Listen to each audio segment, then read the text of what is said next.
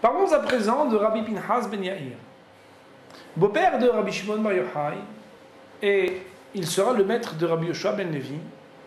Rabbi Pinchas ben Yair avait l'habitude de pratiquer en particulier, et plus que d'autres rabbis, la mitzvah de Pidyon Shevuim, de racheter des captifs.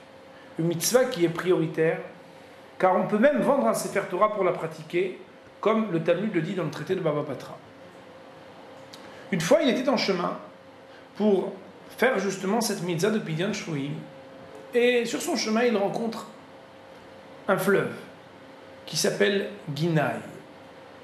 Alors, il demande à ce fleuve, fleuve de Ginaï, ouvrez-vous donc, je dois traverser pour faire la mitzvah d'Akadosh Baruch Hu. Et ce fleuve de lui répondre par une voix, vous, Rabbi, vous faites la volonté d'Akadosh Baruch Hu, et moi aussi, comme il est marqué dans l'Ecclésiaste, Kol hanehalim olchim el hayam.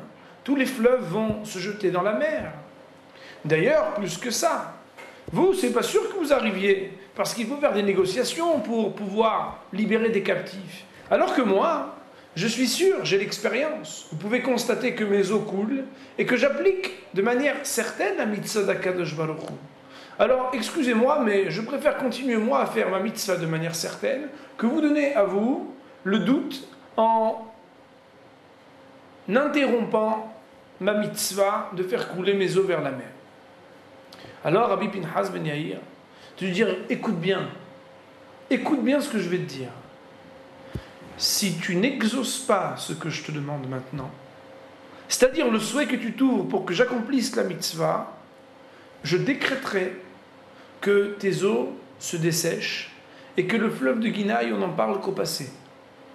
Et là, le fleuve de Ginaï, qui savait qui était la personne de Rabbi Pinchas ben Yair, et que la parole du tzaddik serait certainement appliquée si il le décrétait, puisque tzaddik, Omer v'akadosh baruch hu mekayem, quand un tzaddik est gozer, il décrète, eh bien, Akadosh baruch hu, Dieu, va appliquer les paroles du juste. Alors, le fleuve de Ginaï de s'ouvrir et de laisser passer Rabbi Pinchas ben Yair. Sauf que, Rabbi Pinchas ben Yair, juste derrière lui, il y avait deux personnes encore, qui n'ont pas eu le temps de passer que déjà le fleuve ne s'était refermé. Il s'agissait tout d'abord d'un juif qui venait avec du blé, préparer des matzot. Ensuite, il avait derrière lui un travailleur arabe qui portait des ustensiles, des choses pour l'aider. Alors, Rabbi Pinchas ben Yair de lui dire, fleuve Ginaï, ouvre-toi donc. Tu vois bien que lui aussi vient appliquer une mitzvah. Et le fleuve de Ginaï d'écouter la voix du rabbi et d'ouvrir à nouveau ses eaux pour laisser passer ce juif qui portait le sac de farine, de hita, de blé. Seulement, le fleuve de se refermer et cet écuyer, ce travailleur arabe ne peut pas traverser. Alors Rabbi Pinchas lui dit, mais enfin, laisse-le donc passer.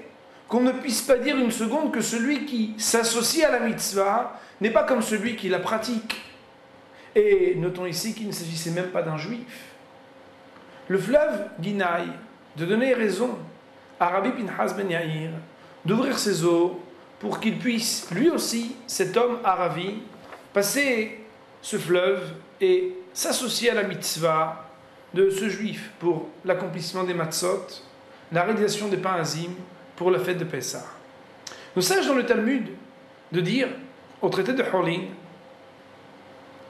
S'chuto shel Rabbi Pinchas ben Yair, le mérite de Rabbi Pinchas ben Yair est plus grand que celui de Moshe Rabbeinu et des 600 000 juifs. Pourquoi?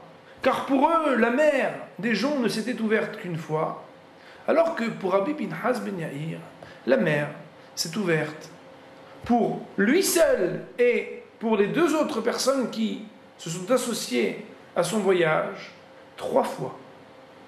Nous apprendrons d'ici que lorsque quelqu'un veut accomplir une mitzvah, les lois de la nature obéiront et l'aideront pour qu'il puisse arriver à accomplir les commandements d'Akadosh Baruch Hu. À très bientôt.